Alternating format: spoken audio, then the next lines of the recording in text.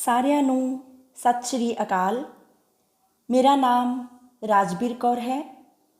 ਮੈਂ ਬਾਬਾ ਨਾਮਦੇਵ ਸਰਕਾਰੀ senior secondary school ਘੁਮਾਣ ਜ਼ਿਲ੍ਹਾ ਗੁਰਦਾਸਪੁਰ ਵਿਖੇ ਬਤੌਰ ਪੰਜਾਬੀ ਮਿਸਟਰੈਸ ਕੰਮ ਕਰ ਰਹੀ ਹਾਂ। ਪਿਛਲੀਆਂ ਵੀਡੀਓਜ਼ ਦੇ ਵਿੱਚ ਅਸੀਂ ਪੰਜਾਬੀ ਵਿਆਕਰਣ ਦੇ 4 ਅੰਗਾਂ ਵਿੱਚੋਂ ਪਹਿਲੇ 2 ਅੰਗਾਂ ਧੁਨੀ ਬੋਧ ਜਾਂ ਵਰਨ ਬੋਧ ਜਾਂ ਅੱਖਰ ਬੋਧ ਅਤੇ ਸ਼ਬਦ ਬੋਧ ਬਾਰੇ ਵਿਸਤਾਰਪੂਰਵਕ ਗੱਲਬਾਤ ਕਰ ਚੁੱਕੇ ਹਾਂ। ਅੱਜ ਦੀ ਇਸ ਵੀਡੀਓ ਦੇ ਵਿੱਚ ਅਸੀਂ ਵਿਆਕਰਣ ਦੇ ਤੀਸਰੇ ਅੰਗ ਬਾਰੇ ਗੱਲਬਾਤ ਕਰਾਂਗੇ, ਜਿਸ ਦਾ ਨਾਂ ਹੈ ਵਾਕ ਬੋਧ। ਵਾਕ ਬੋਧ ਕੀ ਹੈ? ਵਿਆਕਰਣ ਦੇ ਇਸ ਭਾਗ ਵਿੱਚ ਸ਼ਬਦਾਂ ਤੋਂ ਵਾਕ ਬਣਾਉਣ, ਵਾਕਾਂ ਦੀਆਂ ਕਿਸਮਾਂ, ਵਾਕ ਵਟਾਂਦਰਾ ਅਤੇ ਵਿਸ਼ਰਾਮ ਚਿੰਨ੍ਹਾਂ ਦੀ ਜਾਣਕਾਰੀ ਦਿੱਤੀ ਜਾਂਦੀ ਹੈ। ਇਸ ਤਰ੍ਹਾਂ ਵਾਕ ਬੋਧ ਵਿਆਕਰਣ ਦਾ ਉਹ ਹਿੱਸਾ ਹੈ ਜਿਸ ਵਿੱਚ ਸ਼ਬਦਾਂ ਤੋਂ ਵਾਕ ਬਣਾਉਣ ਦੇ ਨੇਮ ਦੇ ਢੰਗ ਅਤੇ ਵਾਕਾਂ ਸੰਬੰਧੀ ਵਿਚਾਰ ਦੱਸੇ ਜਾਂਦੇ ਹਨ। ਸਾਨੂੰ ਪਤਾ ਹੈ ਕਿ ਸਭ ਤੋਂ ਪਹਿਲਾਂ ਧੁਨੀ ਜਾਂ ਆਵਾਜ਼ ਪੈਦਾ ਹੁੰਦੀ ਹੈ। ਧੁਨੀ ਨੂੰ ਭਾਸ਼ਾ ਦੀ ਸਭ ਤੋਂ ਛੋਟੀ ਇਕਾਈ ਮੰਨਿਆ ਜਾਂਦਾ ਹੈ। ਧੁਨੀਆਂ ਤੋਂ ਵਰਨ ਜਾਂ ਅੱਖਰ ਬਣਦੇ ਹਨ। ਅੱਖਰਾਂ ਨੂੰ ਲਗਾ ਮਾਤਰਾਵਾਂ ਲਾ ਕੇ ਸ਼ਬਦ ਬਣਦੇ ਹਨ ਅਤੇ ਸ਼ਬਦਾਂ ਨੂੰ ਮਿਲਾ ਕੇ ਵਾਕ ਬਣਦੇ ਹਨ। ਭਾਸ਼ਾ ਦੇ ਵਾਕ ਬੋਧ ਅੰਗ ਵਿੱਚ ਵਾਕਾਂਸ਼, ਉਪਵਾਕ ਅਤੇ ਵਾਕ ਆਦਿ ਵਿਆਕਰਨਿਕ ਇਕਾਈਆਂ ਨੂੰ ਵਿਚਾਰਿਆ ਜਾਂਦਾ ਹੈ। ਇਹ ਇਕਾਈਆਂ ਇੱਕ ਦੂਜੇ ਨਾਲ ਅੰਤਰ ਸੰਬੰਧਿਤ ਹਨ ਅਤੇ ਇਹਨਾਂ ਨੂੰ ਇੱਕ ਦੂਜੇ ਦੇ ਸੰਦਰਭ ਵਿੱਚ ਹੀ ਸਮਝਿਆ ਜਾਂਦਾ ਹੈ। ਇਸ ਵਿੱਚ ਵਾਕੰਸ਼ ਤੋਂ ਹੇਠਲੇ ਪੱਧਰਾਂ ਦਾ ਅਧਿਐਨ ਨਹੀਂ ਕੀਤਾ ਜਾ ਸਕਦਾ, ਕਿਉਂਕਿ ਵਾਕੰਸ਼, ਉਪਵਾਕ ਅਤੇ ਵਾਕ ਕਾਰਜੀ ਇਕਾਈਆਂ ਹਨ। ਇਹ ਇਕਾਈਆਂ ਆਪਸ ਵਿੱਚ ਬੱਝੀਆਂ ਹੋਈਆਂ ਹਨ। ਇਸ ਵਿੱਚ ਭਾਸ਼ਾ ਦਾ ਵਿਆਕਰਨਿਕ ਨੇਮ ਪ੍ਰਬੰਧ ਕੰਮ ਕਰ ਰਿਹਾ ਹੁੰਦਾ ਹੈ। ਵਾਕ ਬੋਧ ਅਧਿਆਇ ਵਿੱਚ ਅਸੀਂ ਸਭ ਤੋਂ ਪਹਿਲਾਂ ਗੱਲ ਕਰਾਂਗੇ ਵਾਕਾਂਸ਼ ਬਾਰੇ। ਵਾਕਾਂਸ਼ ਕੀ ਹਨ? ਵਾਕ ਵਿੱਚ ਵਾਕਾਂਸ਼ ਦੀ ਵਰਤੋਂ ਕਿਵੇਂ ਹੁੰਦੀ ਹੈ? ਵਾਕਾਂਸ਼ ਆਧੁਨਿਕ ਵਿਆਕਰਣ ਪਰੰਪਰਾ ਦੀ ਦੇਣ ਹੈ।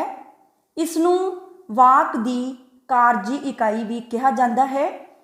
ਪੰਜਾਬੀ ਭਾਸ਼ਾ ਦੀ ਵਾਕ ਬਣਤਰ ਵਿੱਚ ਵਾਕਾਂਸ਼ ਦਾ ਸਥਾਨ ਉਪਵਾਕ ਤੋਂ ਥੱਲੇ ਦਾ ਅਤੇ ਸ਼ਬਦ ਤੋਂ ਉੱਪਰ ਦਾ ਹੁੰਦਾ ਹੈ। ਤੁਸੀਂ ਸਲਾਈਡ ਵਿੱਚ ਦੇਖ ਰਹੇ ਹੋ। ਵਾਕਾਂਸ਼ ਦਾ ਸਥਾਨ ਉਪਵਾਕ ਤੋਂ ਥੱਲੇ ਦਾ ਅਤੇ ਸ਼ਬਦ ਤੋਂ ਉੱਪਰ ਦਾ ਹੁੰਦਾ ਹੈ। ਇਹ ਇੱਕ ਸ਼ਬਦੀ ਵੀ ਹੋ ਸਕਦਾ ਹੈ ਅਤੇ ਸ਼ਬਦਾਂ ਦਾ ਸਮੂਹ ਵੀ। ਸ਼ਬਦ ਅਤੇ ਵਾਕਾਂਸ਼ ਵਿੱਚ ਕੀ ਫਰਕ ਹੈ? ਸ਼ਬਦ ਇੱਕ ਅਰਥਗਤ ਸ਼੍ਰੇਣੀ ਹੈ, ਪਰ ਵਾਕਾਂਸ਼ ਇੱਕ ਕਾਰਜੀ ਇਕਾਈ ਹੈ। ਆਧੁਨਿਕ ਵਿਆਕਰਣ ਦੀ ਇਹ ਧਾਰਨਾ ਹੈ ਕਿ ਜਦ ਅਸੀਂ ਕਿਸੇ ਨਾਲ ਗੱਲਬਾਤ ਕਰ ਰਹੇ ਹੁੰਦੇ ਹਾਂ ਤਾਂ ਸਾਡੇ ਮੂੰਹ ਵਿੱਚੋਂ ਨਿਕਲਦੇ ਸ਼ਬਦ ਵਾਕਾਂਸ਼ ਦਾ ਰੂਪ ਧਾਰਨ ਕਰ ਲੈਂਦੇ ਹਨ। ਵਾਕ ਪੱਧਰ ਉੱਪਰ ਵਿਚਰਦਾ ਹੋਇਆ ਹਰ ਨਾਮ ਜਾਂ ਪੜਨਾਮ ਜਾਂ ਕਿਰਿਆ ਸ਼ਬਦ ਵਾਕੰਸ਼ ਦੀ ਭੂਮਿਕਾ ਨਿਭਾਉਂਦਾ ਹੈ। ਇੱਥੇ ਇਹ ਤੱਥ ਵੀ ਸਪਸ਼ਟ ਕਰ ਦੇਣਾ ਜ਼ਰੂਰੀ ਹੈ ਕਿ ਪੰਜਾਬੀ ਵਿੱਚ ਸ਼ਬਦ ਸ਼੍ਰੇਣੀਆਂ ਤਾਂ 8 ਹਨ, ਪਰ ਵਾਕੰਸ਼ ਦੀ ਭੂਮਿਕਾ ਸਿਰਫ 4 ਸ਼੍ਰੇਣੀਆਂ ਨਾਮ, ਵਿਸ਼ੇਸ਼ਣ, ਕਿਰਿਆ ਅਤੇ ਕਿਰਿਆ ਵਿਸ਼ੇਸ਼ਣ ਹੀ ਨਿਭਾਉਂਦੀਆਂ ਹਨ। ਜਿਵੇਂ ਪਹਿਲਾ ਵਾਕ ਹੈ, ਉੱਚੀਆਂ ਉੱਚੀਆਂ ਇਮਾਰਤਾਂ ਦੇਖਣ ਨੂੰ ਸੋਹਣੀਆਂ ਲੱਗਦੀਆਂ ਹਨ। ਇਸ ਵਾਕ ਵਿੱਚ ਉੱਚੀਆਂ ਉੱਚੀਆਂ ਇਮਾਰਤਾਂ ਸ਼ਬਦ ਸਮੂਹ ਨਾਮ ਵਾਕੰਸ਼ ਹਨ। ਦੂਸਰਾ ਵਾਕ ਹੈ, ਉਹ ਮੁੰਡਾ ਬਹੁਤ ਨੇਕ ਹੈ।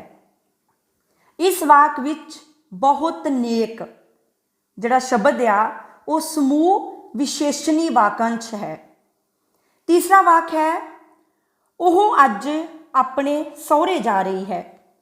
ਇਸ ਵਾਕ ਵਿੱਚ ਜਾ ਰਹੀ ਹੈ ਸ਼ਬਦ ਸਮੂਹ ਕਿਰਿਆ ਵਾਕੰਸ਼ ਹਨ। ਚੌਥਾ ਵਾਕ ਹੈ ਉਹ ਕਦੇ ਇੱਧਰ ਕਦੇ ਉੱਧਰ ਘੁੰਮ ਰਿਹਾ ਸੀ।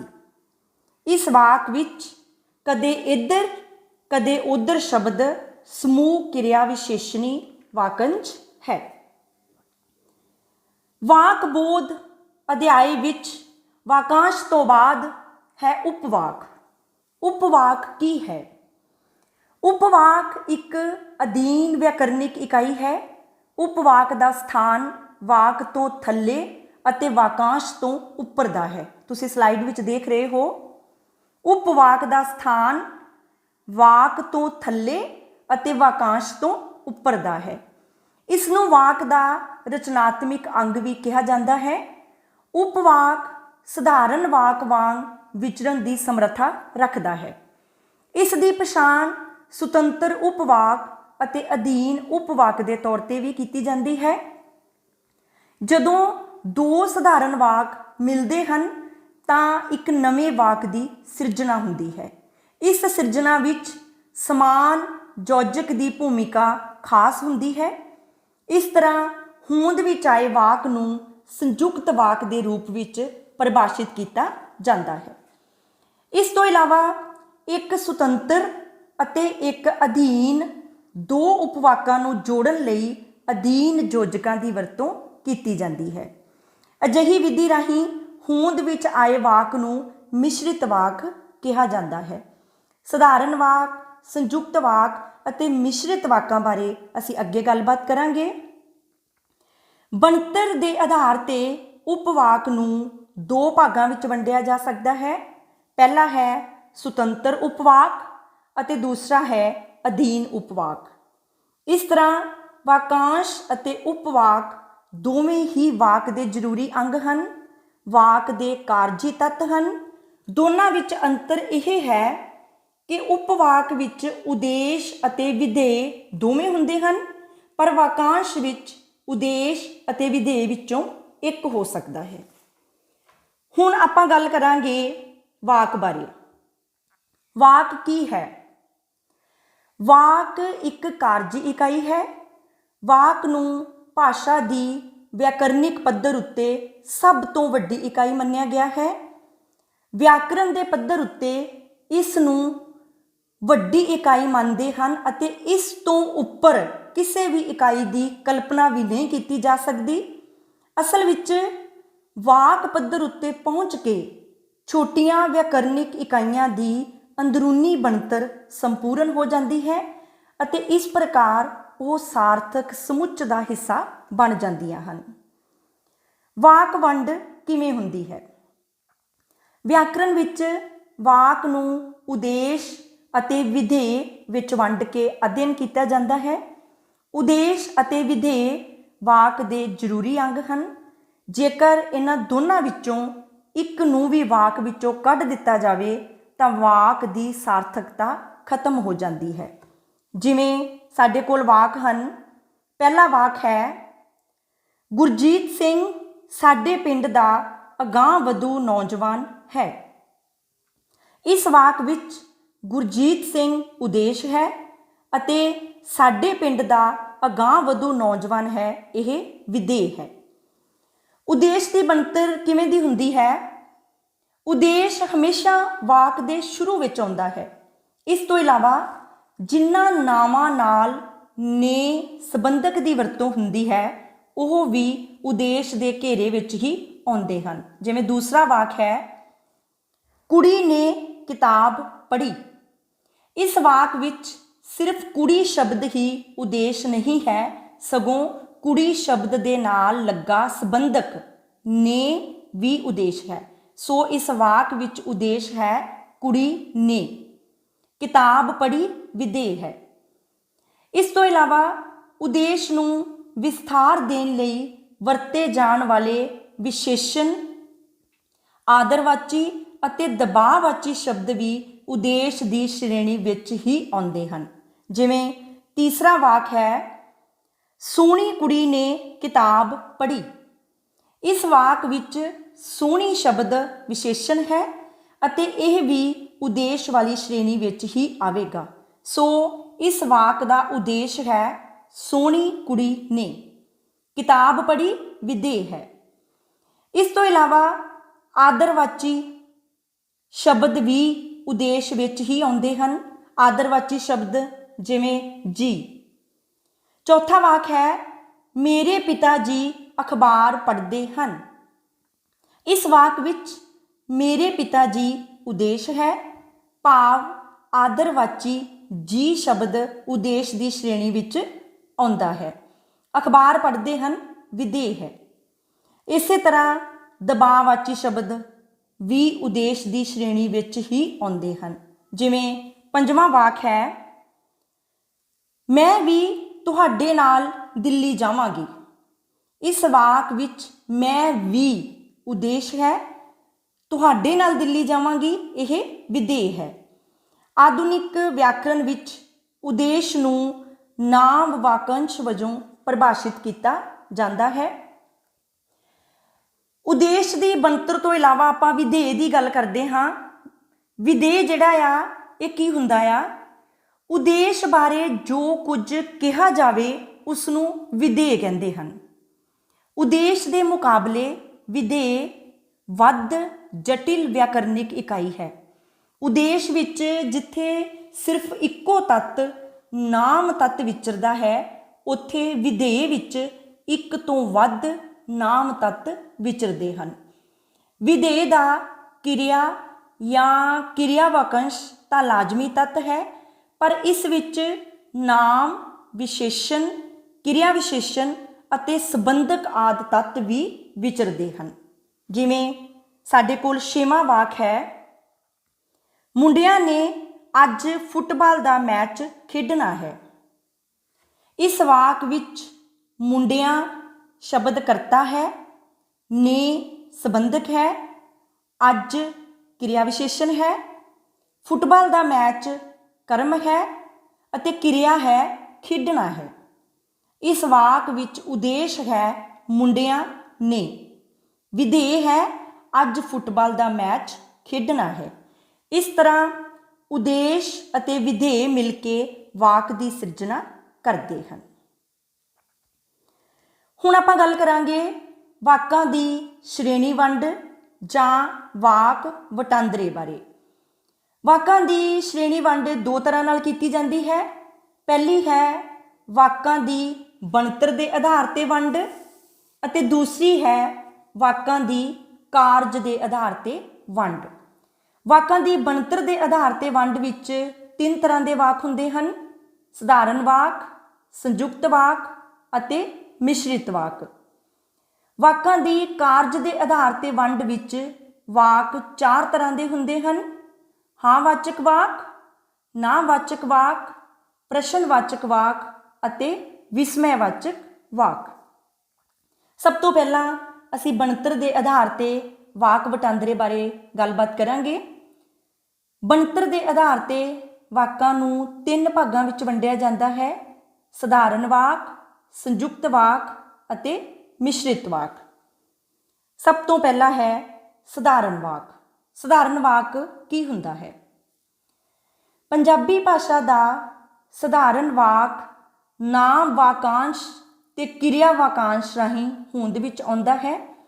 ये दोवें वाक दे लाजमी तत्त हन अते इन्हां तो बिना वाक अधूरा लगदा है। जिवें पहला वाक है गुरबीर सिंह खेडदा है।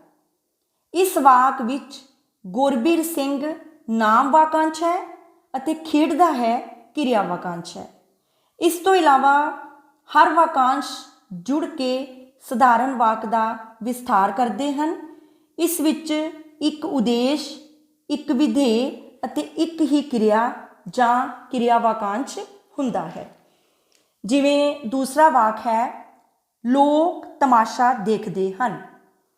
इस वाक विच लोक शब्द उद्देश है अते बाकी का सारा वाक तमाशा देखते हैं यह विधेय है। इस वाक विच लोक शब्द नाम वाकांश है, तमाशा शब्द कर्म है अते देखते हैं शब्द क्रिया वाकांश हैं। इस तरह इस वाक दे विच नाम वाकांश, कर्म नाम वाकंश ਅਤੇ ਕਿਰਿਆ ਵਾਕੰਸ਼ ਆਏ ਹਨ। ਲੋਕ ਸ਼ਬਦ ਨਾਮ ਵਾਕੰਸ਼ ਹੈ, ਤਮਾਸ਼ਾ ਸ਼ਬਦ ਕਰਮ ਨਾਮ ਵਾਕੰਸ਼ ਹੈ ਅਤੇ ਦੇਖਦੇ ਹਨ ਸ਼ਬਦ ਕਿਰਿਆ ਵਾਕੰਸ਼ ਹਨ। ਬਣਤਰ ਦੇ ਆਧਾਰ ਤੇ ਵਾਕ ਦੀ ਦੂਸਰੀ ਕਿਸਮ ਹੈ ਸੰਯੁਕਤ ਵਾਕ। ਸੰਯੁਕਤ ਵਾਕਾਂ ਦੀ ਬਣਤਰ ਸਾਵੀਂ ਹੁੰਦੀ ਹੈ। ਸਾਵੀਂ ਤੋਂ ਭਾਵ ਹਰ ਪੱਖੋਂ ਬਰਾਬਰਤਾ ਦਾ ਭਾਵ ਰੱਖਣ ਵਾਲੇ ਵਾਕ। ਵਿਆਕਰਣ ਦੀ ਦ੍ਰਿਸ਼ਟੀ ਤੋਂ ਇਹ ਸੁਤੰਤਰ ਤੌਰ ਉੱਤੇ ਵਿਚਰਨ ਦੀ ਸਮਰੱਥਾ ਰੱਖਦੇ ਹਨ। ਸੰਯੁਕਤ ਵਾਕ ਦੀ ਬਣਤਰ ਵਿੱਚ ਦੋ ਜਾਂ ਦੋ ਤੋਂ ਵੱਧ ਸੁਤੰਤਰ, ਸਧਾਰਨ ਜਾਂ ਸਮਾਨ ਉਪਵਾਕਾਂ ਨੂੰ ਕਾਮੇ ਜਾਂ ਸਮਾਨ ਯੋਜਕਾਂ ਨਾਲ ਜੋੜਿਆ ਜਾਂਦਾ ਹੈ। ਕਿਵੇਂ? ਜਿਵੇਂ ਪਹਿਲਾ ਵਾਕ ਹੈ, ਮੁੰਡੇ ਖੇਡ ਰਹੇ ਹਨ ਅਤੇ ਕੁੜੀਆਂ ਪੜ੍ਹ ਰਹੀਆਂ ਹਨ। ਇਸ ਵਾਕ ਵਿੱਚ ਅਤੇ ਸ਼ਬਦ ਸਮਾਨ ਯੋਜਕ ਹੈ, ਜਿਸ ਨੇ ਦੋ ਸੁਤੰਤਰ ਉਪਵਾਕਾਂ ਨੂੰ ਆਪਸ ਵਿੱਚ ਜੋੜਿਆ ਹੈ। ਇਹ ਸੰਯੁਕਤ ਵਾਕ ਹੈ। ਸੰਯੁਕਤ ਵਾਕਾਂ ਦੀ ਇਹ ਖਾਸੀਅਤ ਹੁੰਦੀ ਹੈ ਕਿ ਜੇਕਰ ਸੰਯੁਕਤ ਵਾਕਾਂ ਨੂੰ ਇੱਕ ਦੂਸਰੇ ਤੋਂ ਵੱਖ ਵੀ ਕਰ ਦਿੱਤਾ ਜਾਵੇ ਤਾਂ ਵੀ ਸੁਤੰਤਰ ਰੂਪ ਵਿੱਚ ਵਿਚਰ ਸਕਣ ਦੀ ਸਮਰੱਥਾ ਰੱਖਦੇ ਹਨ, ਕਿਉਂਕਿ ਵਾਕ ਵਿਚਲੇ ਉਪਵਾਕ ਇੱਕ ਦੂਸਰੇ ਉੱਪਰ ਨਿਰਭਰ ਨਹੀਂ ਹੁੰਦੇ। ਜਿਵੇਂ ਇਸ ਵਾਕ ਵਿਚਲੇ ਦੋਵੇਂ ਉਪਵਾਕ ਸੁਤੰਤਰ ਹਨ ਅਤੇ ਇਹ ਸੰਯੁਕਤ ਵਾਕ ਹੈ। ਦੂਸਰਾ ਵਾਕ ਹੈ, ਜ਼ਿੰਦਗੀ ਦਾ ਆਨੰਦ ਲੈਣ ਲਈ ਅਨੁਸ਼ਾਸਨ ਜ਼ਰੂਰੀ ਹੈ, ਨਿਯਮਬੱਧਤਾ ਗੁਲਾਮੀ ਨਹੀਂ ਹੁੰਦੀ। ਇਹ ਸੰਯੁਕਤ ਵਾਕ ਹੈ, ਜਿਸ ਵਿੱਚ ਕਾਮੇ ਨੇ ਦੋ ਸੁਤੰਤਰ ਉਪਵਾਕਾਂ ਨੂੰ ਆਪਸ ਵਿੱਚ ਜੋੜਿਆ ਹੈ। ਬਣਤਰ ਦੇ ਆਧਾਰ ਤੇ ਵਾਕ ਦੀ ਤੀਸਰੀ ਕਿਸਮ ਹੈ ਮਿਸ਼ਰਿਤ ਵਾਕ। ਮਿਸ਼ਰਿਤ ਵਾਕਾਂ ਦੀ ਬਣਤਰ ਅਸਾਵੀਂ ਮੰਨੀ ਜਾਂਦੀ ਹੈ, ਭਾਵ ਇਸ ਵਿਚਲੇ ਉਪਵਾਕ ਬਰਾਬਰਤਾ ਦੇ ਪੱਧਰ ਉੱਤੇ ਨਹੀਂ ਵਿਚਰਦੇ। ਮਿਸ਼ਰਿਤ ਵਾਕ ਦੀ ਬਣਤਰ ਵਿੱਚ ਇੱਕ ਮੁੱਖ ਉਪਵਾਕ ਅਤੇ ਇੱਕ ਜਾਂ ਇੱਕ ਤੋਂ ਵੱਧ ਅਧੀਨ ਉਪਵਾਕ ਹੁੰਦੇ ਹਨ। ਮੁੱਖ ਉਪਵਾਕ ਸੁਤੰਤਰ ਤੌਰ ਤੇ ਵਿਚਰਨ ਦੀ ਸਮਰੱਥਾ ਰੱਖਦਾ ਹੈ, ਪਰ ਅਧੀਨ ਉਪਵਾਕ ਸੁਤੰਤਰ ਤੌਰ ਤੇ ਨਹੀਂ ਵਿਚਰ ਸਕਦੇ। ਇਹ ਤਾਂ ਕਿਸੇ ਮੁੱਖ ਉਪਵਾਕ ਨਾਲ ਆ ਕੇ ਹੀ ਸਾਰਥਕਤਾ ਗ੍ਰਹਿਣ ਕਰਦੇ ਹਨ। ਜਿਵੇਂ ਪਹਿਲਾ ਵਾਕ ਹੈ, ਇੰਨੇ ਮਜ਼ਬੂਤ ਬਣੋ ਕਿ ਕੋਈ ਵੀ ਤੁਹਾਡੀ ਮਾਨਸਿਕ ਸ਼ਾਂਤੀ ਭੰਗ ਨਾ ਕਰ ਸਕੇ। ਇਸ ਵਾਕ ਦੀ ਬਣਤਰ ਅਸਾਵੀਂ ਹੈ। ਵਾਕ ਦੀ ਬਣਤਰ ਵਿੱਚ ਇੱਕ ਮੁੱਖ ਉਪਵਾਕ ਹੈ ਅਤੇ ਦੂਸਰਾ ਅਧੀਨ ਉਪਵਾਕ ਹੈ। ਅਧੀਨ ਉਪਵਾਕ ਆਪਣੀ ਪੂਰਨਤਾ ਲਈ ਮੁੱਖ ਉਪਵਾਕ ਤੇ ਨਿਰਭਰ ਕਰਦਾ ਹੈ।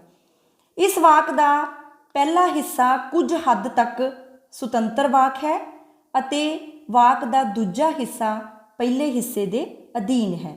ਇਹ ਮਿਸ਼ਰਤ ਵਾਕ ਹੈ। ਦੂਸਰਾ ਵਾਕ ਹੈ, ਜੇ ਅਸੀਂ ਆਪਣੇ ਵਰਤਮਾਨ ਦਾ ਪੂਰੀ ਤਰ੍ਹਾਂ ਆਨੰਦ ਲੈਂਦੇ ਹਾਂ ਤਾਂ ਅਸੀਂ ਆਪਣੇ ਚੰਗੇ ਭਵਿੱਖ ਦੇ ਬੀਜ ਰਹੇ ਹੁੰਦੇ ਹਾਂ। ਇਹ ਵਾਕ ਮਿਸ਼ਰਤ ਵਾਕ ਹੈ, ਜਿਸ ਵਿੱਚ ਜੇ ਅਤੇ ਤਾਂ ਅਧੀਨ ਯੋਜਕ ਸ਼ਬਦ ਵਾਕ ਨੂੰ ਆਪਸ ਵਿੱਚ ਜੋੜ ਰਹੇ ਹਨ। ਇਸ ਤਰ੍ਹਾਂ ਅਸੀਂ ਕਹਿ ਸਕਦੇ ਹਾਂ ਕਿ ਸਧਾਰਨ ਵਾਕ ਪੂਰਨ ਵਾਕ ਹੁੰਦਾ ਹੈ। ਦੋ ਸਧਾਰਨ ਵਾਕ ਯੋਜਕ ਰਾਹੀਂ ਜੁੜ ਕੇ ਸੰਯੁਕਤ ਵਾਕ ਬਣਾਉਂਦੇ ਹਨ ਅਤੇ ਇੱਕ ਅਧੀਨ ਵਾਕ ਅਤੇ ਇੱਕ ਸੁਤੰਤਰ ਵਾਕ ਜੁੜ ਕੇ ਮਿਸ਼ਰਤ ਵਾਕ ਬਣਾਉਂਦੇ ਹਨ। ਸੋ ਇਹ ਸੀ ਬਣਤਰ ਦੇ ਆਧਾਰ ਤੇ ਵਾਕ ਵੰਡ। ਅਗਲਾ ਹੈ, ਕਾਰਜ ਦੇ ਆਧਾਰ ਤੇ ਵਾਕ ਵੰਡ ਕਿਵੇਂ ਹੁੰਦੀ ਹੈ। ਕਾਰਜ ਦੇ ਆਧਾਰ ਤੇ ਵਾਕ ਚਾਰ ਤਰ੍ਹਾਂ ਦੇ ਹੁੰਦੇ ਹਨ। ਪਹਿਲਾ ਹੈ ਹਾਂ ਵਾਚਕ ਵਾਕ, ਦੂਸਰਾ ਹੈ ਨਾ ਵਾਚਕ ਵਾਕ, ਤੀਸਰਾ ਹੈ ਪ੍ਰਸ਼ਨਵਾਚਕ ਵਾਕ ਅਤੇ ਚੌਥਾ ਹੈ ਵਿਸਮੇਵਾਚਕ ਵਾਕ।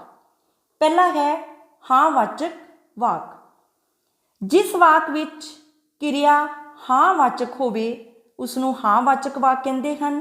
ਜਿਵੇਂ ਪਹਿਲਾ ਵਾਕ ਹੈ, ਵਿਦਿਆ ਇੱਕ ਅਜਿਹੀ ਕੁੰਜੀ ਹੈ ਜੋ ਹਰ ਮੁਸ਼ਕਿਲ ਰੂਪੀ ਜਿੰਦਰੇ ਨੂੰ ਖੋਲ੍ਹ ਸਕਦੀ ਹੈ। ਇਹ ਵਾਕ ਹਾਂ ਵਾਚਕ ਵਾਕ ਹੈ। ਕਿਉਂ? ਕਿਉਂਕਿ ਵਾਕ ਦੀ ਕਿਰਿਆ हाँ वाचक है। दूसरा वाक है चंगियां पुस्तकां अपने मिठे ਅਤੇ ਸਿਆਣੇ ਬੋਲਾਂ ਨਾਲ ਸਾਡਾ ਹੌਸਲਾ ਵਧਾਉਂਦੀਆਂ ਹਨ। ਇਸ ਵਾਕ ਦੀ ਕਿਰਿਆ ਹਾਂ ਵਾਚਕ ਹੈ ਅਤੇ ਇਹ ਵਾਕ ਹਾਂ ਵਾਚਕ ਵਾਕ ਹੈ।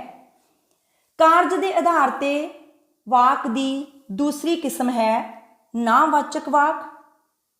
ਜਿਨ੍ਹਾਂ ਵਾਕਾਂ ਵਿੱਚ ਨਾ, ਨਹੀਂ ਆਦਿ ਨਾ ਵਾਚਕ ਤੱਤਾਂ ਦੀ ਵਰਤੋਂ ਹੁੰਦੀ ਹੈ ਉਸ ਨੂੰ ਨਾ ਵਾਚਕ ਵਾਕ ਕਹਿੰਦੇ ਹਨ। ਜਿਵੇਂ ਪਹਿਲਾ ਵਾਕ ਹੈ ਮਾਤ ਭਾਸ਼ਾ ਦੀ ਸਿੱਖਿਆ ਤੋਂ ਬਗੈਰ ਕੋਈ ਵਿਦਿਆਰਥੀ ਸਿੱਖਿਆ ਦੇ ਖੇਤਰ ਵਿੱਚ ਸਿਖਰਾਂ ਨਹੀਂ ਛੂਹ ਸਕਦਾ। ਇਹ ਵਾਕ ਨਾ ਵਾਚਕ ਵਾਕ ਹੈ। ਕਿਉਂ? ਕਿਉਂਕਿ ਵਾਕ ਵਿੱਚ ਨਹੀਂ ਨਾ ਵਾਚਕ ਤੱਤ ਦੀ ਵਰਤੋਂ ਹੋਈ ਹੈ। ਦੂਸਰਾ ਵਾਕ ਹੈ ਜਿਹੜਾ ਸਰੀਰ ਮੁਸ਼ੱਕਤ ਵਿੱਚ ਨਹੀਂ ਪੈਂਦਾ ਕਦੇ ਅਰੋਗ ਨਹੀਂ ਰਹਿ ਸਕਦਾ। ਇਹ ਵਾਕ ਨਾ ਵਾਚਕ ਹੈ ਕਿਉਂਕਿ ਇਸ ਵਾਕ ਵਿੱਚ ਨਹੀਂ ਸ਼ਬਦ ਨਾ ਵਾਚਕ ਤੱਤ ਹੈ। ਕਾਰਜ ਦੇ ਆਧਾਰ ਤੇ ਵਾਕ ਦੀ ਤੀਸਰੀ ਕਿਸਮ ਹੈ ਪ੍ਰਸ਼ਨਵਾਚਕ ਵਾਕ। ਜਿਨ੍ਹਾਂ ਵਾਕਾਂ ਵਿੱਚ ਕੋਈ ਪ੍ਰਸ਼ਨ ਜਾਂ ਸਵਾਲ ਪੁੱਛਿਆ ਜਾਂਦਾ ਹੈ ਅਤੇ ਵਾਕ ਦੇ ਅੰਤ ਵਿੱਚ ਪ੍ਰਸ਼ਨਵਾਚਕ ਚਿੰਨ੍ਹ ਲੱਗਦਾ ਹੈ ਉਹਨਾਂ ਨੂੰ ਪ੍ਰਸ਼ਨਵਾਚਕ ਵਾਕ ਕਹਿੰਦੇ ਹਨ। ਅਜਿਹੇ ਵਾਕਾਂ ਵਿੱਚ ਆਮ ਤੌਰ ਤੇ ਕੀ, ਕਿਉਂ, ਕਿੱਧਰ, ਕਿੱਥੇ, ਕਿਹੜਾ, ਕਦੋਂ ਆਦਿ ਸ਼ਬਦਾਂ ਦੀ ਵਰਤੋਂ ਕੀਤੀ ਜਾਂਦੀ ਹੈ। ਜਿਵੇਂ ਪਹਿਲਾ ਵਾਕ ਹੈ ਗਲਤੀ ਦੀ ਮੁਆਫੀ ਮੰਗਣ ਨਾਲ ਕੀ ਹੁੰਦਾ ਹੈ। ਇਸ ਵਾਕ ਵਿੱਚ ਸਵਾਲ ਪੁੱਛਿਆ ਗਿਆ ਹੈ। ਕੀ ਸ਼ਬਦ ਪ੍ਰਸ਼ਨਵਾਚਕ ਹੈ ਅਤੇ ਵਾਕ ਦੇ ਅੰਤ ਵਿੱਚ ਪ੍ਰਸ਼ਨ ਚਿੰਨ੍ਹ ਲੱਗਾ ਹੈ, ਸੋ ਇਹ ਪ੍ਰਸ਼ਨਵਾਚਕ ਵਾਕ ਹੈ। ਦੂਸਰਾ ਵਾਕ ਹੈ ਮੂਲ ਸ਼ਬਦ ਕਿਸ ਨੂੰ ਕਹਿੰਦੇ ਹਨ। ਇਸ ਵਾਕ ਵਿੱਚ ਪ੍ਰਸ਼ਨ ਪੁੱਛਿਆ ਗਿਆ ਹੈ। ਕਿਸ ਸ਼ਬਦ ਪ੍ਰਸ਼ਨਵਾਚਕ ਹੈ ਅਤੇ ਵਾਕ ਦੇ ਅਖੀਰ ਤੇ ਵਿਸ਼ਰਾਮ ਚਿੰਨ੍ਹ ਪ੍ਰਸ਼ਨ ਚਿੰਨ੍ਹ ਲੱਗਾ ਹੈ, ਸੋ ਇਹ ਵਾਕ ਪ੍ਰਸ਼ਨਵਾਚਕ ਵਾਕ ਹੈ। ਕਾਰਜ ਦੇ ਆਧਾਰ ਤੇ ਵਾਕ ਦੀ ਚੌਥੀ ਕਿਸਮ ਹੈ ਵਿਸਮੈਵਾਚਕ ਵਾਕ। ਜਿਸ ਵਾਕ ਵਿੱਚ ਖੁਸ਼ੀ, ਦੁੱਖ, ਹੈਰਾਨੀ, ਡਰ, ਪ੍ਰਸ਼ੰਸਾ ਜਾਂ ਘਬਰਾਹਟ ਦੇ ਭਾਵ ਪ੍ਰਗਟ ਹੋਣ ਉਸ ਨੂੰ ਵਿਸਮੈਵਾਚਕ ਵਾਕ ਕਹਿੰਦੇ ਹਨ। ਵਿਸਮਿਕ ਸ਼ਬਦ ਤੋਂ ਬਾਅਦ ਵਿਸਮਿਕ ਚਿੰਨ੍ਹ ਲਗਾਇਆ ਜਾਂਦਾ ਹੈ।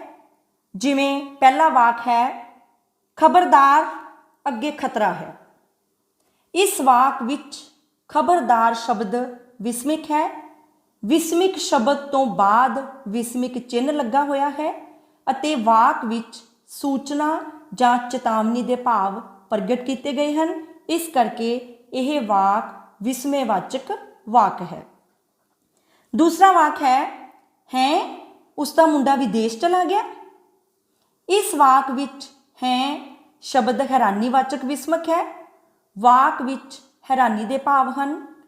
ਵਾਕ ਦੇ ਵਿੱਚ ਵਿਸਮਿਕ ਚਿੰਨ੍ਹ ਲੱਗਾ ਹੋਇਆ ਹੈ, ਇਸ ਕਰਕੇ ਇਹ ਵਾਕ ਵਿਸਮੈਵਾਚਕ ਵਾਕ ਹੈ।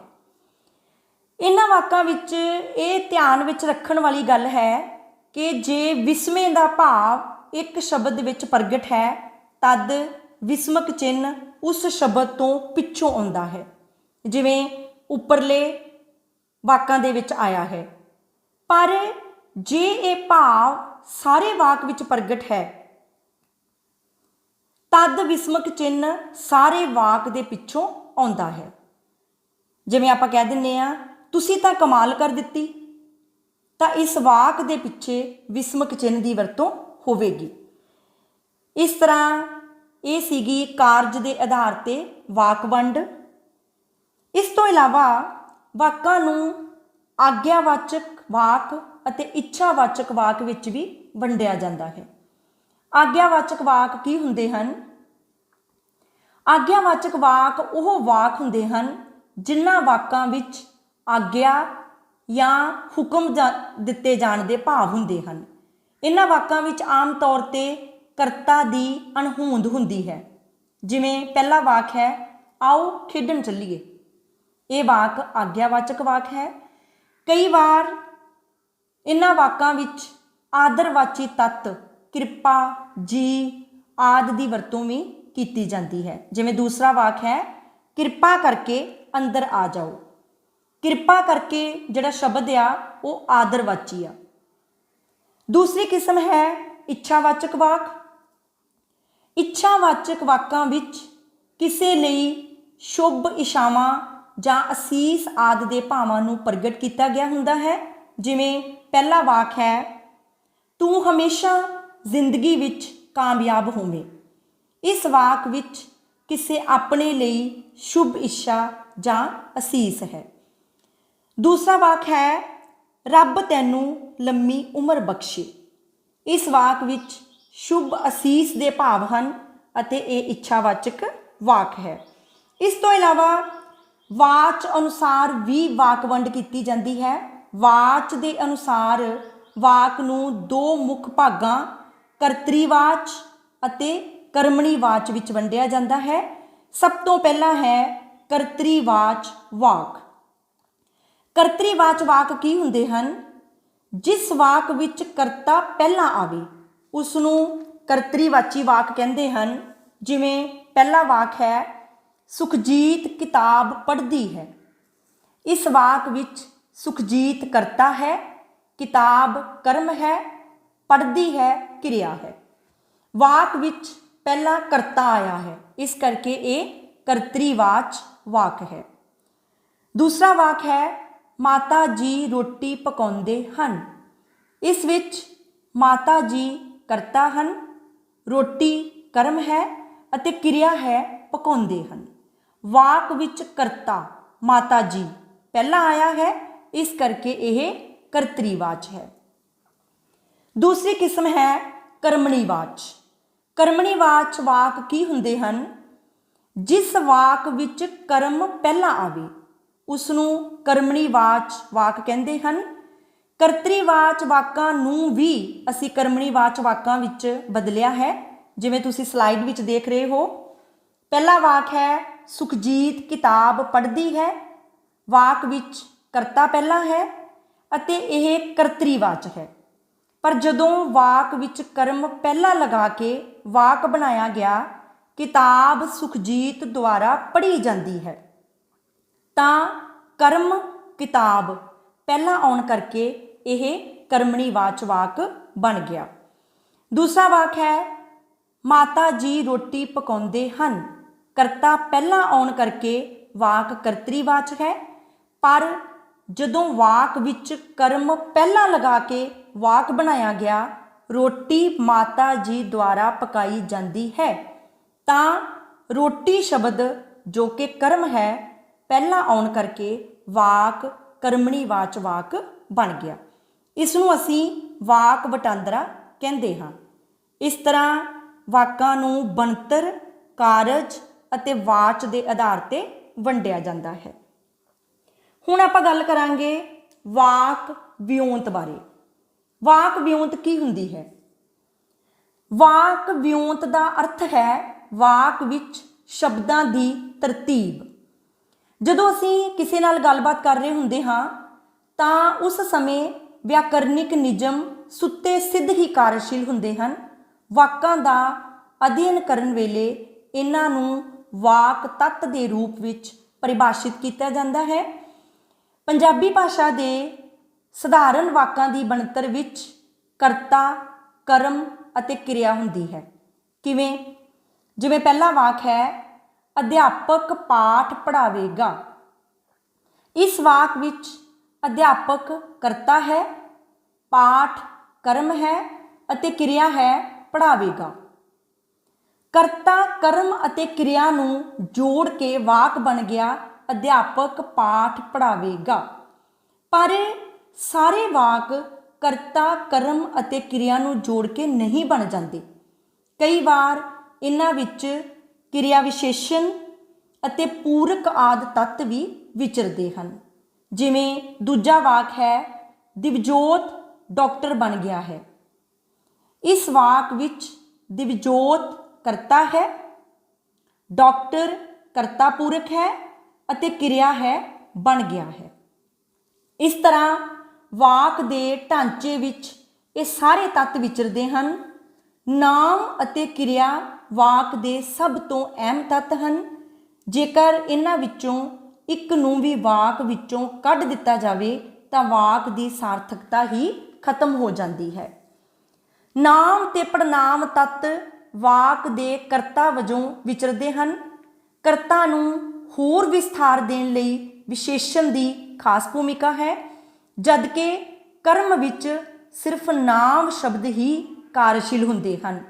ਵਾਕ ਨੂੰ ਹੋਰ ਵਿਸਥਾਰ ਦੇਣ ਲਈ ਕਰਮ ਦੇ ਨਾਲ ਕਿਰਿਆ ਵਿਸ਼ੇਸ਼ਣ ਵੀ ਵਿਚਰ ਸਕਦਾ ਹੈ। ਇਸ ਤੋਂ ਇਲਾਵਾ ਵਾਕ ਵਿੱਚ ਪੂਰਕ ਤੱਤ ਦੀ ਖਾਸ ਭੂਮਿਕਾ ਹੁੰਦੀ ਹੈ। ਪੂਰਕ ਤੱਤ ਕਰਤਾ ਜਾਂ ਕਰਮ ਦੀ ਵਿਆਖਿਆ ਕਰਦਾ ਹੈ। ਜਿਵੇਂ ਸਾਡੇ ਕੋਲ ਤੀਸਰਾ ਵਾਕ ਹੈ, ਸਾਡੇ ਪਿੰਡ ਦੇ ਲੋਕਾਂ ਨੇ ਉਸ ਨੂੰ ਸਰਪੰਚ ਬਣਾ ਦਿੱਤਾ। ਇਸ ਵਾਕ ਦੇ ਵਿੱਚ ਸਾਡੇ ਕਰਤਾ ਹੈ, ਪਿੰਡ ਦੇ ਲੋਕਾਂ ਨੇ ਕਰਮ ਹੈ, ਉਸ ਨੂੰ ਸਰਪੰਚ ਕਰਮ ਪੂਰਕ ਹੈ ਅਤੇ ਬਣਾ ਦਿੱਤਾ ਕਿਰਿਆ ਹੈ। ਇਸ ਤੋਂ ਇਲਾਵਾ ਵਾਕਾਂ ਵਿੱਚ ਵੱਖ-ਵੱਖ ਸ਼ਬਦ ਭੇਦਾਂ ਦੀ ਵਰਤੋਂ ਹੁੰਦੀ ਹੈ। ਸਾਨੂੰ ਪਤਾ ਹੈ ਕਿ ਸ਼ਬਦ ਭੇਦ ਗਿਣਤੀ ਵਿੱਚ 8 ਹਨ। ਸਭ ਤੋਂ ਪਹਿਲਾਂ ਸ਼ਬਦ ਭੇਦ ਹੈ ਨਾਮ। ਆਪਾਂ ਦੇਖਾਂਗੇ ਵਾਕ ਵਿੱਚ ਨਾਮ ਸ਼ਬਦ ਭੇਦ ਦੀ ਵਰਤੋਂ ਕਿਵੇਂ ਹੁੰਦੀ ਹੈ। ਵਾਕ ਵਿੱਚ ਨਾਮ ਸ਼ਬਦ ਭੇਦ ਦਾ ਅਹਿਮ ਸਥਾਨ ਹੈ। ਕਿਸੇ ਵਾਕ ਵਿੱਚ ਨਾਮ ਇੱਕ ਤੋਂ ਵੱਧ ਵੀ ਹੋ ਸਕਦੇ ਹਨ। ਜਿਵੇਂ ਸਾਡੇ ਕੋਲ ਪਹਿਲਾ ਵਾਕ ਹੈ, ਅਭਿਜੋਤ ਰੋਟੀ ਖਾ ਰਿਹਾ ਹੈ। ਇਸ ਵਾਕ ਵਿੱਚ ਅਭਿਜੋਤ ਖਾਸ ਨਾਮ ਹੈ। ਵਾਕ ਵਿੱਚ ਪੜਨਾਮ ਦੀ ਵਰਤੋਂ ਕਿਵੇਂ ਹੁੰਦੀ ਹੈ? ਪੜਨਾਮ ਦੀ ਵਰਤੋਂ ਨਾਮ ਦੇ ਸਥਾਨ ਉੱਪਰ ਹੀ ਹੁੰਦੀ ਹੈ। ਪੜਨਾਮ ਦੀ ਵਰਤੋਂ ਨਾਮ ਦੇ ਦੁਹਰਾ ਨੂੰ ਰੋਕਣ ਲਈ ਕੀਤੀ ਜਾਂਦੀ ਹੈ। ਜਿਵੇਂ ਵਾਕ ਹੈ, ਉਹ ਪਤੰਗ ਉਡਾਉਂਦਾ ਹੈ। ਇਸ ਵਾਕ ਵਿੱਚ ਉਹ ਸ਼ਬਦ ਪੜਨਾਮ ਹੈ। ਵਾਕ ਵਿੱਚ ਵਿਸ਼ੇਸ਼ਣ ਦੀ ਵਰਤੋਂ। ਵਾਕ ਵਿੱਚ ਵਿਸ਼ੇਸ਼ਣ ਦੀ ਵਰਤੋਂ ਨਾਮ ਤੋਂ ਪਹਿਲਾਂ ਜਾਂ ਪਿੱਛੋਂ ਵੀ ਹੋ ਸਕਦੀ ਹੈ। ਇਹਨਾਂ ਦੀ ਵਰਤੋਂ ਨਾਲ ਵਾਕ ਵਿੱਚ ਵਿਸਥਾਰ ਆਉਂਦਾ ਹੈ। ਜਿਵੇਂ ਵਾਕ ਹੈ, ਬੀਬਾ ਬੱਚਾ ਪੜ੍ਹਦਾ ਹੈ। ਇਸ ਵਾਕ ਵਿੱਚ ਬੀਬਾ ਸ਼ਬਦ ਵਿਸ਼ੇਸ਼ਣ ਹੈ। ਵਾਕ ਵਿੱਚ ਕਿਰਿਆ ਦੀ ਵਰਤੋਂ ਕਿਵੇਂ ਹੁੰਦੀ ਹੈ? ਕਿਰਿਆ ਸ਼ਬਦ ਵਾਕ ਦੇ ਅੰਤ ਵਿੱਚ ਆਉਂਦੇ ਹਨ। ਇਹਨਾਂ ਕਿਰਿਆ ਰੂਪਾਂ ਨੂੰ ਕਿਰਿਆ ਵਾਕਾਂਸ਼ ਵੀ ਕਿਹਾ ਜਾਂਦਾ ਹੈ। ਇਹ ਕਿਰਿਆ ਵਾਕਾਂਸ਼ ਮੁੱਖ ਕਿਰਿਆ, ਸੰਚਾਲਕ ਕਿਰਿਆ ਅਤੇ ਸਹਾਇਕ ਕਿਰਿਆ ਦੇ ਸੰਯੋਗ ਨਾਲ ਬਣਦੀ ਹੈ। ਜਿਵੇਂ ਵਾਕ ਹੈ, ਬੇਬੇ ਦੁੱਧ ਰਿੜਕਦੀ ਹੈ। ਇਸ ਵਾਕ ਵਿੱਚ ਰਿੜਕਦੀ ਹੈ ਕਿਰਿਆ ਹੈ। ਇਸ ਤੋਂ ਇਲਾਵਾ ਵਾਕ ਵਿੱਚ ਕਿਰਿਆ ਵਿਸ਼ੇਸ਼ਣ ਦੀ ਵਰਤੋਂ ਕਿਵੇਂ ਹੁੰਦੀ ਹੈ? ਜਿਵੇਂ ਨਾਮ ਜਾਂ ਪੜਨਾਮ ਸ਼ਬਦ ਦੀ ਵਿਸ਼ੇਸ਼ਤਾ ਦੱਸਣ ਵਾਲਾ ਸ਼ਬਦ ਵਿਸ਼ੇਸ਼ਣ ਹੁੰਦਾ ਹੈ, ਉਸੇ ਤਰ੍ਹਾਂ ਕਿਰਿਆ ਦੀ ਵਿਸ਼ੇਸ਼ਤਾ ਦੱਸਣ ਵਾਲਾ ਸ਼ਬਦ ਕਿਰਿਆ ਵਿਸ਼ੇਸ਼ਣ ਹੁੰਦਾ ਹੈ। ਕਿਰਿਆ ਵਿਸ਼ੇਸ਼ਣ ਦੀ ਵਰਤੋਂ ਨਾਲ ਵਾਕ ਵਿੱਚ ਖਾਸ ਕਿਸਮ ਦਾ ਵਿਸਥਾਰ ਆਉਂਦਾ ਹੈ। ਆਮ ਤੌਰ ਤੇ ਕਿਰਿਆ ਵਿਸ਼ੇਸ਼ਣ ਸ਼ਬਦ ਕਿਰਿਆ ਸ਼ਬਦ ਤੋਂ ਪਹਿਲਾਂ ਆਉਂਦਾ ਹੈ, ਪਰ ਕਈ ਵਾਰ ਇਸ ਦਾ ਸਥਾਨ ਨਾਮ ਸ਼ਬਦ ਤੋਂ ਪਹਿਲਾਂ ਜਾਂ ਵਾਕ ਵਿੱਚ ਕਿਸੇ ਵੀ ਜਗ੍ਹਾ ਉੱਤੇ ਹੋ ਸਕਦਾ ਹੈ। ਜਿਵੇਂ ਵਾਕ ਹੈ, ਬੂਹਾ ਹੌਲੀ ਹੌਲੀ ਖੁੱਲ੍ਹਦਾ ਹੈ। ਇਸ ਵਾਕ ਵਿੱਚ ਹੌਲੀ ਹੌਲੀ ਸ਼ਬਦ ਕਿਰਿਆ ਵਿਸ਼ੇਸ਼ਣ ਹੈ। ਹੌਲੀ ਹੌਲੀ ਸ਼ਬਦ ਵਿਧੀਵਾਚਕ ਜਾਂ ਪ੍ਰਕਾਰਵਾਚਕ ਕਿਰਿਆ ਵਿਸ਼ੇਸ਼ਣ ਹੈ।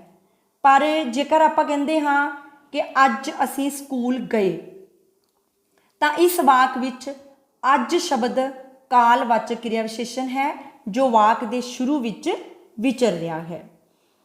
ਇਸ ਤੋਂ ਇਲਾਵਾ ਵਾਕ ਦੇ ਵਿੱਚ ਸ਼ਬਦ ਭੇਦ ਸੰਬੰਧਕ ਦੀ ਵਰਤੋਂ ਵੀ ਹੁੰਦੀ ਹੈ। ਕਿਵੇਂ ਹੁੰਦੀ ਹੈ?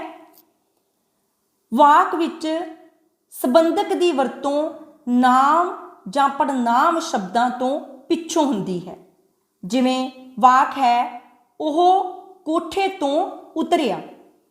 ਇਸ ਵਾਕ ਵਿੱਚ ਤੋਂ ਸੰਬੰਧਕ ਹੈ ਜੋ ਨਾਮ ਸ਼ਬਦ ਕੋਠੇ ਦੇ ਪਿੱਛੇ ਲੱਗਾ ਹੈ। ਵਾਕ ਵਿੱਚ ਯੋਜਕ ਸ਼ਬਦ ਭੇਦ ਦੀ ਵਰਤੋਂ ਕਿਵੇਂ ਹੁੰਦੀ ਹੈ? ਯੋਜਕ ਸ਼ਬਦ ਵਾਕ ਵਿੱਚ ਆਏ ਦੋ ਵਾਕਾਂਸ਼ਾਂ ਜਾਂ ਦੋ ਉਪਵਾਕਾਂ ਨੂੰ ਜੋੜਦਾ ਹੈ। ਇਸ ਲਈ ਆਮ ਤੌਰ ਤੇ ਯੋਜਕ ਸ਼ਬਦ ਜੋੜੇ ਜਾਣ ਵਾਲੇ ਵਾਕਾਂਸ਼ਾਂ ਜਾਂ ਵਾਕਾਂ ਦੇ ਵਿਚਕਾਰ ਆਉਂਦਾ ਹੈ। ਜਿਵੇਂ ਵਾਕ ਹੈ, ਚੰਡੀਗੜ੍ਹ ਪੰਜਾਬ ਅਤੇ ਹਰਿਆਣਾ ਦੀ ਰਾਜਧਾਨੀ ਹੈ। ਇਸ ਵਾਕ ਵਿੱਚ ਅਤੇ ਸ਼ਬਦ ਯੋਜਕ ਹੈ। ਵਾਕ ਵਿੱਚ ਵਿਸਮਿਕ ਸ਼ਬਦ ਭੇਦ ਦੀ ਵਰਤੋਂ ਕਿਵੇਂ ਹੁੰਦੀ ਹੈ? ਵਿਸਮਿਕ ਸ਼ਬਦ ਆਮ ਤੌਰ ਤੇ ਵਾਕ ਦੇ ਆਰੰਭ ਵਿੱਚ ਹੀ ਆਉਂਦਾ ਹੈ, ਪਰ ਕਈ ਵਾਰ ਬੋਲਣ ਵਾਲਾ ਇਸ ਦੀ ਵਰਤੋਂ ਵਾਕ ਦੇ ਅਖੀਰ ਉੱਤੇ ਵੀ ਕਰ ਲੈਂਦਾ ਹੈ। ਜਿਵੇਂ ਵਾਕ ਹੈ, ਬਈ ਵਾਹ ਕੁੜੀ ਨੇ ਤਾਂ ਕਮਾਲ ਕਰ ਦਿੱਤੀ। ਇਸ ਵਾਕ ਵਿੱਚ ਬਈ ਵਾਹ ਸ਼ਬਦ ਵਿਸਮਿਕ ਹੈ। ਸੋ ਅੱਜ ਦੀ ਇਸ ਵੀਡੀਓ ਦੇ ਵਿੱਚ ਅਸੀਂ ਪੰਜਾਬੀ ਵਿਆਕਰਨ ਦੇ ਤੀਸਰੇ ਅੰਗ ਵਾਕ ਬੋਧ ਅਧੀਨ ਆਉਂਦੇ ਵਾਕ, ਉਦੇਸ਼, ਵਿਧੇਯ, ਵਾਕਾਂਸ਼, ਉਪਵਾਕ, ਵਾਕਾਂ ਦੀ ਸ਼੍ਰੇਣੀ ਵੰਡ, ਵਾਕ ਵਟਾਂਦਰਾ ਅਤੇ ਵਾਕ ਵਿਉਂਤ ਬਾਰੇ ਗੱਲਬਾਤ ਕੀਤੀ ਹੈ। ਵਾਕ ਬੋਧ ਅੰਗ ਵਿੱਚ ਵਿਸ਼ਰਾਮ ਚਿੰਨ੍ਹਾਂ ਦਾ ਅਧਿਐਨ ਵੀ ਕੀਤਾ ਜਾਂਦਾ ਹੈ। ਵਿਸ਼ਰਾਮ ਚਿੰਨ੍ਹਾਂ ਦੇ ਬਾਰੇ ਨਵੀਂ ਵੀਡੀਓ ਲੈ ਕੇ ਜਲਦੀ ਹਾਜ਼ਰ ਹੋਵਾਂਗੇ। ਤਦ ਤੱਕ ਲਈ ਰੱਬ ਰਾਖਾ।